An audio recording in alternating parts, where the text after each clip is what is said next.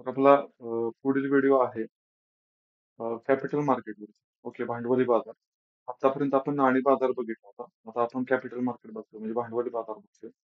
तर भांडवली बाजार मध्ये होणाऱ्या व्यवहारांचा जर टर्म बघितले, जसं पिरियड बघितला, तर तो 13 महिन्यांपेक्षा जास्त कालावधीचा आहे. ओके. मनी मार्केटमध्ये आपण बघितलं होतं की मनी मार्केटमध्ये व्यवहार हे 13 महिन्यांपेक्षा कमी कालावधीचे असतात. आणि सगळे बँक व्यवहार हे मनी मार्केटमध्ये होतात. ओके. म्हणून त्याला बँक मार्केट असं पण म्हणतात. आता बघा याच्यामध्ये कशाचा समावेश होतो? तर भांडवली बाजारामध्ये विकास करणाऱ्या वित्त संस्थांचा समावेश होतो. म्हणजे फॉर एक्झाम्पल विकास वित्त संस्था, त्याच्यानंतर पतहमी संस्था आणि पत माहिती संस्था ज्या असतात. ओके. म्हणजे क्रेडिट रेटिंग करणाऱ्या संस्था. यांचा रेग्युलेटर आहे रिझर्व्ह बँक. ओके. कॅपिटल मार्केटचे आपण रेग्युलेटर बघतोय. त्याच्यानंतर इन्शुरन्स रिलेटेड ज्या काही संस्था आहेत, त्याचा IRDA आहे, insurance regulatory development authority. Pension संबंधी जेवढ्याही संस्था आहेत, त्यांचा रेग्युलेटर PFRDA आहे, pension fund regulatory development authority. त्याच्यानंतर गव्हर्नमेंट प्रतिभूती मार्केट म्हणजे शेअर मार्केट आहे. ओके. शासकीय प्रतिभूती बाजार, त्याचा आहे रिझर्व्ह बँक. औद्योगिक प्रतिभूती बाजार, ओके, इंडस्ट्रियल शेअर मार्केट, त्याचा आहे सेबी. त्याच्यानंतर क्रेडिट रेटिंग इन्स्टिट्यूट आहेत, व्हेंचर कॅपिटल इन्स्टिट्यूट आहेत आणि मर्चंट बँक. यांचा जर रेग्युलेटर बघितला तर तो सुद्धा कोण आहे? सेबी आहे. ओके. तर हे जोड्या लावायला येऊ शकते किंवा सिंगल वन वर्ड क्वेश्चन मध्ये हा अशा पद्धतीचे प्रश्न येऊ शकतात. आता विकास वित्त संस्था बघा. विकास वित्त संस्थांचं काम काय? तर डेव्हलपमेंटसाठी जो काही निधी द्यावा लागतो, ओके, त्याला रिफायनान्स करणाऱ्या ह्या संस्था असतात. त्या त्यांचे रेग्युलेटर असतात बघा. तर त्यांना फायनान्स करतात त्या. स्वातंत्र्यानंतर कुठल्या उद्देशाने या संस्थांची निर्मिती झाली? तर भांडवली बाजाराच्या विकासासाठी भांडवली बाजाराला पतपुरवठा करण्याच्या उद्देशाने झाली. भांडवली बाजाराला पतपुरवठा करण्याच्या उद्देशाने ह्या विकास वित्त संस्था स्थापन झाल्या. सध्या भारतामध्ये टोटल अशा 5 विकास वित्त संस्था आहेत. ते कुठले आहे बघा? सिडबी आहे. ओके. त्याच्यानंतर small industrial development bank of India, NABARD आहे, national agriculture bank national agriculture bank for rural development आहे. एक्झिम बँक म्हणजे एक्सपोर्ट इम्पोर्ट बँक ज्याला आपण म्हणतो. त्याच्यानंतर NHB आहे. NHB म्हणजे नॅशनल हाऊसिंग बँक आणि ना नाब FID. ओके. तर ह्या NAB FID, तर ह्या 5 विकास वित्तीय संस्था भारतामध्ये आहेत. त्यांचं काम काय आहे बघा? तर भांडवल पुरवणे, पुनर्भांडवलीकरण करणे. ठीक आहे. तर 2 त्याची महत्वाची कामं आहेत. तर या संस्थांचं रेग्युलेशन आणि त्यांची जी काही तपासणी आहे, ही तपासणी RBI मार्फत केली जाते. आणि RBI ला हा जो राईट दिलाय, तर तो RBI ऍक्ट 1934 नुसार दिलेला आहे. ठीक आहे. भारतातली पहिली विकास वित्तीय संस्था जर बघितला, भारतातली पहिली विकास वित्त संस्था, तर ते आहे industrial finance corporation of India. ठीक आहे. तर याची स्थापना झाली होती 1 जुलै 1948 रोजी.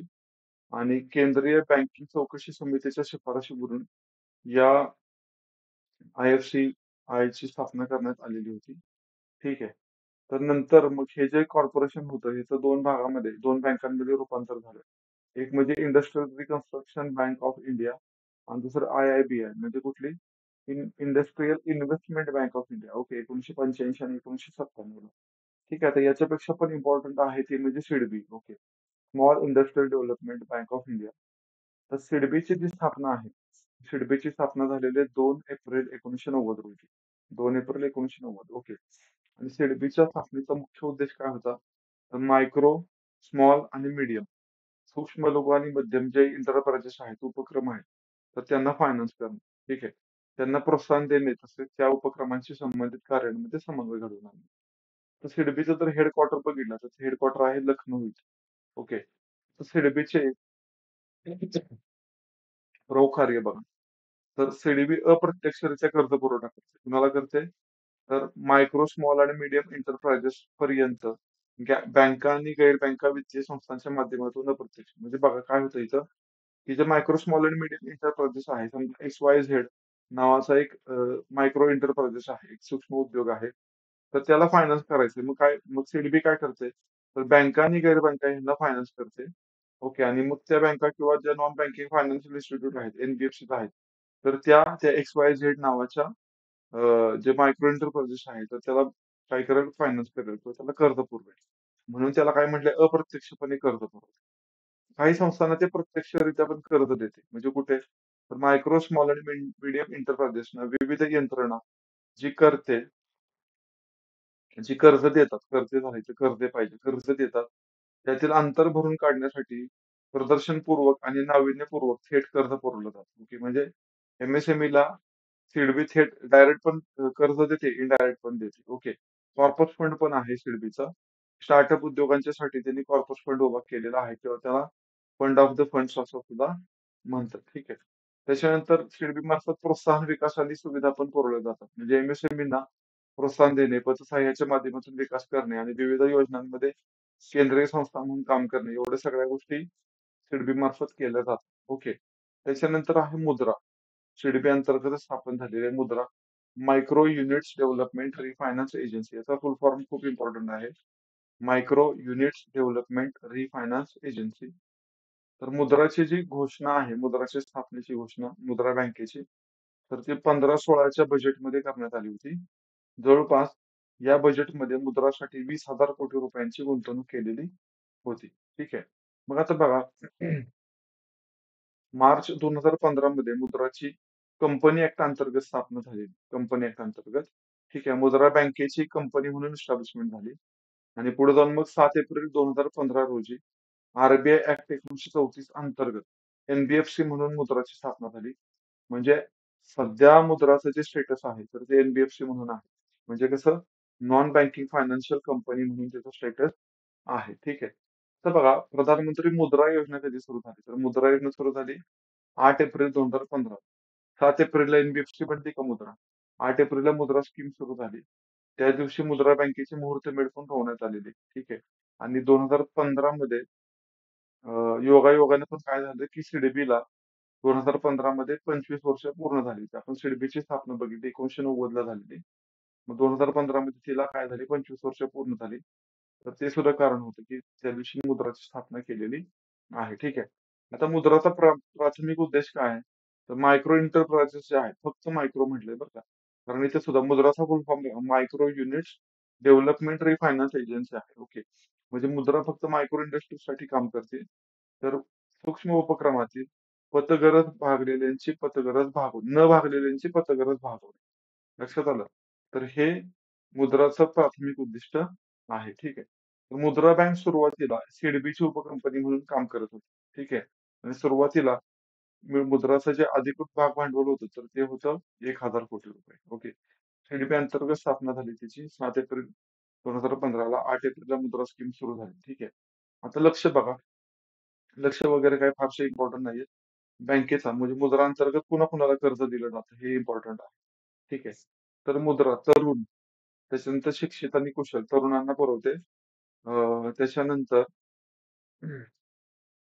तरुण, शिक्षित आणि कुशल कारागीर, व्यावसायिक, विशेषतः महिला व्यावसायिक, अनुसूचित जातीमधील व्यक्ती आणि अनुसूचित जमातीमधील व्यक्ती यांना मुद्रा अंतर्गत कर्ज पुरवलं जातं. ओके. आता प्रधानमंत्री मुद्रा योजना काय बघूया, की ज्याच्या अंतर्गत मुद्रा बँकेची स्थापना झालेली आहे. ओके. तर मुद्रा योजनेची सुरुवात आहे तर ती झाली 8 एप्रिल 2015 रोजी. ओके. आणि या अंतर्गत सूक्ष्म उपक्रमांना कर्ज दिलं जातं. कुठले उपक्रम उत्पादन क्षेत्रामध्ये काम करणारे, प्रक्रिया क्षेत्रामध्ये काम करणारे, व्यापार आणि सेवा क्षेत्रामध्ये कार्यरत जे सूक्ष्म उद्योग आहेत, यांना प्रधानमंत्री मुद्रा योजनेअंतर्गत कर्ज दिलं जातं. ओके. तर याच्या अंतर्गत मॅक्झिमम किती 10 लाख रुपयापर्यंतचं कर्ज दिलं जातं मुद्रा योजनेअंतर्गत. तर ह्या कर्जाचे वर्गीकरण 3 गटामध्ये होतं. एक आहे शिशु कर्ज, दुसरं आहे किशोर कर्ज आणि तिसरं आहे तरुण कर्ज. ओके. तर बघा, शिशु कर्ज जे आहे तर ते 50,000 रुपयांपर्यंत दिलं जातं. किशोरवयीन कर्ज आहे ते 50,000 ते 5 लाख रुपयांपर्यंत आणि तरुण कर्ज आहे ते 5 लाख ते 10 लाख रुपयांपर्यंत दिलं जातं. सगळ्यात जास्त जे काही कर्ज येतं ते शिशु कर्जाला प्राधान्य दिलं जातं. ठीक आहे. डेबिट कार्ड जे दिलं जातं ना त्याला मुद्रा कार्ड असं म्हणतात. मुद्रा योजनेअंतर्गत जे डेबिट कार्ड दिलं जातं त्याला म्हणतात मुद्रा कार्ड. ठीक आहे. आणि ह्या मुद्रा योजनेचे मूल्यमापन करण्याचं जे काम आहे तर ते मुद्रा बँकेकडे दिलेलं आहे. ओके. मुद्रा बँकेकडं. तर मुद्रा पोर्टल मार्फत सूक्ष्म उपक्रमांच्या पतपुरवठ्याची माहिती देणारी एक टीम आहे. ओके. तर त्या टीमचं नाव आहे मिशन मुद्रा टीम. ओके. काय नाव आहे तिचं? मिशन मुद्रा टीम. आणि आत्मनिर्भर भारत अभियान शासनाने केंद्र सरकारने सुरू केलं होतं कोविड-19च्या पिरियडमध्ये. तर ह्या आत्मनिर्भर भारत अभियानाच्या दुसऱ्या टप्प्यामध्ये मुद्रा योजनेअंतर्गत एक उपयोजना सुरू केलेली आहे. त्या उपयोजनेचं नाव होतं मुद्रा इंटरेस्ट सबवेन्शन सबस्कीम. ओके. तर ते आत्मनिर्भर भारतच्या दुसऱ्या टप्प्याअंतर्गत केंद्र सरकारनं सुरू केलेली स्कीम होती. आणि ह्या योजनेअंतर्गत एक आश्वासन दिलं होतं, की ज्या उपक्रमांनी शिशु कर्ज घेतलेलं आहे, शिशु कर्ज, ओके, त्यांना त्या कर्जावरचं एका वर्षाचं 2% व्याज कोण भरणार आहे? तर सरकार भरणार आहे. ठीक आहे. असं आश्वासन दिलं होतं, जेणेकरून मुद्रा अंतर्गत एमएसएमईच्या डेव्हलपमेंटसाठी कर्ज घेण्याला प्रोत्साहन मिळावं. ओके. तर हा त्याच्या पाठीमागचा उद्देश होता. ठीक आहे. आता त्याच्यानंतर पुढे आहे बघा नाबार्ड. ठीक आहे. नाबार्ड खूप इम्पॉर्टंट संस्था आहे ऍग्रीकल्चर आणि रूरल डेव्हलपमेंट सेक्टर मधली. नाबार्डचा फुल फॉर्म इम्पॉर्टंट आहे बघा. National bank for agriculture and rural development. Okay. Full form विचारतात परीक्षांना. National bank for agriculture and rural development. नाबार्डची स्थापना झाली 12 जुलै 1982 रोजी. 12 जुलै 1982. आणि नाबार्डच्या स्थापनेचा उद्देश बघा, कृषी आणि गैरकृषी क्षेत्राला वित्त पुरवठा करून ग्रामीण भागातील अर्थव्यवस्थेला चालना देणे. बघा, कृषी आणि गैरकृषी. ओके. गैरकृषी म्हणजे जसं की लघु उद्योग आहे, कुटीर उद्योग आहे किंवा हस्तोद्योग आहे. ठीक आहे. तर हे जे उद्योग आहेत यांना नाबार्ड मार्फत फायनान्स केलं जातं. ठीक आहे. त्यांना वित्त पुरवठा करून ग्रामीण अर्थव्यवस्थेला चालना देणे आणि ग्रामीण भारताचा इंटिग्रेटेड आणि सस्टेनेबल डेव्हलपमेंट घडवून आणणे. आता नाबार्डच्या स्थापनेची शिफारस करणारी एक समिती होती. त्या समितीचं नाव होतं बी.व्ही. शिवरामन समिती. बी.व्ही. शिवरामन समिती. आणि या समितीची स्थापना केलेली होती 1979 मध्ये. ओके. बी.व्ही. शिवरामन समितीची स्थापना झाली 1979. समितीचं नाव होतं क्राफ्रिका. त्याचा शॉर्ट फॉर्म आहे क्राफ्रिका. Committee to review arrangement for institutional credit for agriculture and rural development. Okay. असं या कमिटीचं नाव होतं. या समितीची जी स्थापना आहे बी.व्ही. शिवरामन समिती, तर त्याची स्थापना केली आरबीआयने. ठीक आहे. आरबीआयला त्यांनी 1979 मध्ये रिपोर्ट दिलेला 28 नोव्हेंबरला. आणि त्याच्यामध्ये काही निरीक्षणं त्यांनी नोंदवलेली, ती काही इम्पॉर्टंट नाही आहेत आपल्याला फारशी. तर मग पार्लमेंटमध्ये नाबार्ड ऍक्ट पास झाला बघा. नाबार्ड ऍक्ट पास झाला 1981 मध्ये. ओके. कमिटीने रेकमेंड केलं होतं 79 ला आणि 81 ला मग त्याचा नाबार्ड ऍक्ट पास झाला. नाबार्डचं जे हेडक्वार्टर आहे, मुख्यालय, तर ते मुख्यालय आहे मुंबई. ठीक आहे. नाबार्डचं प्रमुख कार्य, ठीक आहे, ते ग्रामीण परिक्षेत्रामध्ये विकासात्मक पतपुरवठा करणाऱ्या सर्व वित्तीय संस्थांची शिखर संस्था म्हणून काम करणे हे नाबार्डचं काम आहे. ओके. तर नाबार्डची काही कार्य आहेत इम्पॉर्टंट. ते इम्पॉर्टंट कार्य फारशी परीक्षांना इम्पॉर्टंट नाहीयेत, विचारले जाणार नाहीत. फक्त याच्यामध्ये काही फंड्स आहेत नाबार्ड अंतर्गत येणारे. तर त्याच्यामधला जो RIDF आहे, रुरल इन्फ्रास्ट्रक्चर डेव्हलपमेंट फंड, जो 95-96 मध्ये त्याची सुरुवात झाली. तर तो फंड एक नाबार्ड अंतर्गत येतो.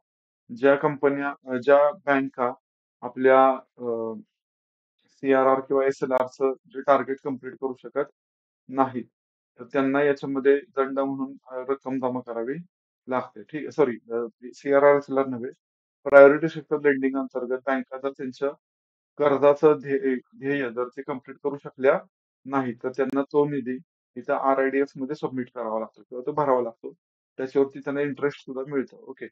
तर बघा, ग्रामीण पायाभूत सुविधांसाठी हा निधी वापरला जातो. उदाहरणार्थ ऍग्रीकल्चर आहे, सामाजिक काही सुविधा आहेत, सिंचन, वीज, दळणवळण, पेयजल, स्वच्छता याच्यासाठी ते पैसे वापरले जातात.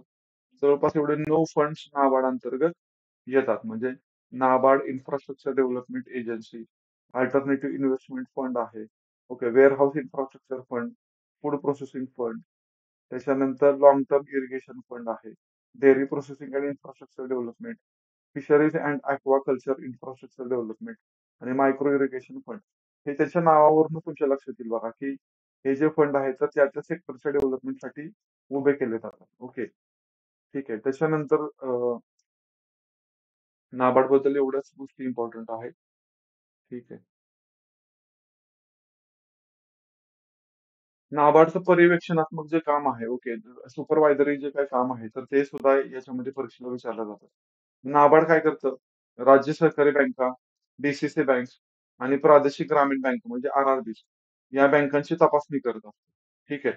तर नाबार्ड काय करतं? ऐच्छिक स्तरावर काही बँकांची तपासणी किंवा चौकशी करतं. तर त्याच्यामध्ये बघा, राज्य सहकारी कृषी ग्रामीण विकास बँका, सर्वोच्च बिनकर संस्था, आणि बाजार संघ, तर यांची सुद्धा तपासणी ऐच्छिकदृष्ट्या करत असते किंवा ऐच्छिकपणे करत असते. ठीक आहे. तर काही जिल्ह्यांमध्ये नाबार्ड मार्फत एक जिल्हा ग्रामीण औद्योगिक प्रकल्प सुरू करण्यात आला 1993-94 मध्ये. ओके, जिल्हा ग्रामीण औद्योगिक प्रकल्प 93-94 मध्ये करण्यात आला.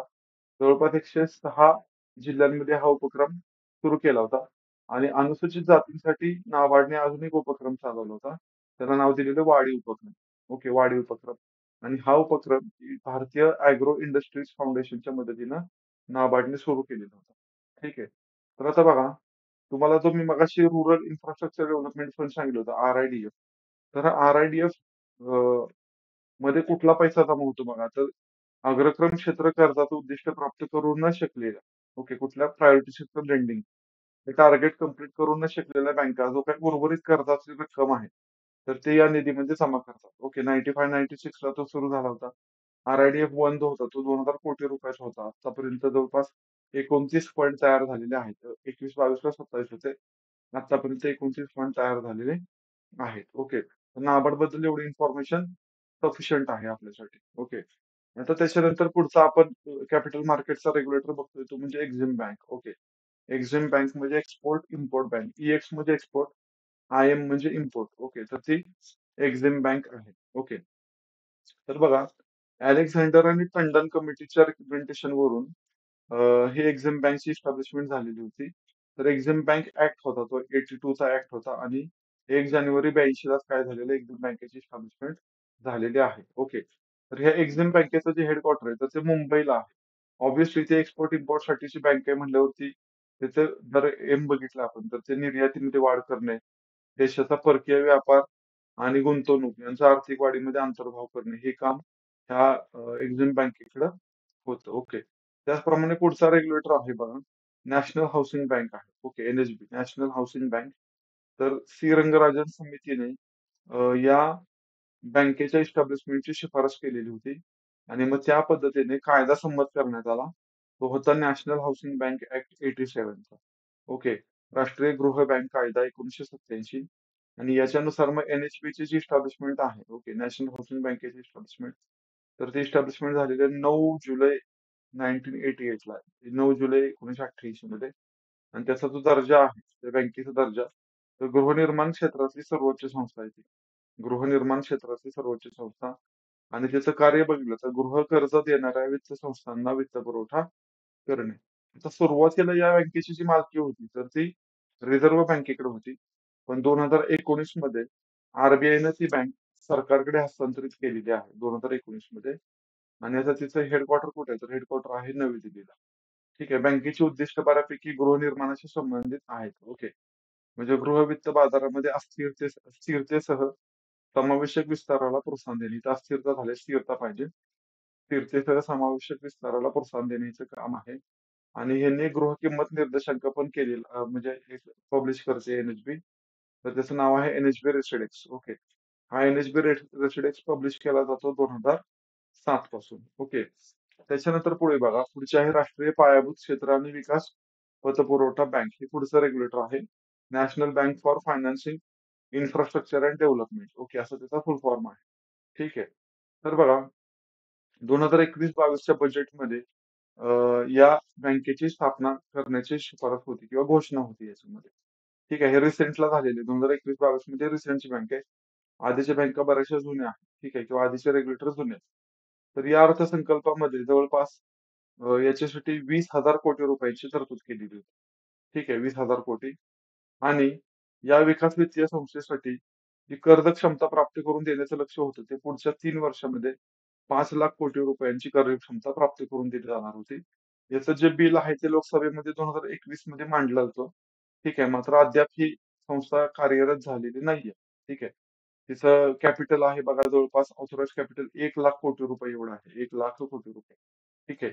केंद्र सरकार, बहुआयामी संस्था, सार्वभौम संपत्ती, निधी पेन्शन, सॉरी, संपत्ती निधी, पेन्शन निधी, विमा कंपन्या, वित्तीय संस्था आणि बँका हे सगळे तिचे शेअर होल्डर्स होऊ शकतात. ओके. अजूनही इस्टॅब्लिश झालेले नाहीये. ठीक आहे. त्यामुळे याच्याशी संबंधित फारशा गोष्टी इम्पॉर्टंट नाहीये. ओके. त्याच्यानंतर बघा खाली क्रेडिट रेटिंगशी संबंधित काही संस्था आहेत. ओके. क्रेडिट रेटिंग करणाऱ्या काही संस्था याच्यामध्ये येतात. तर याचा जो काही अभ्यास आहे, तर तो आपण पुढच्या व्हिडिओमध्ये करणार आहोत. ओके. ठीक आहे.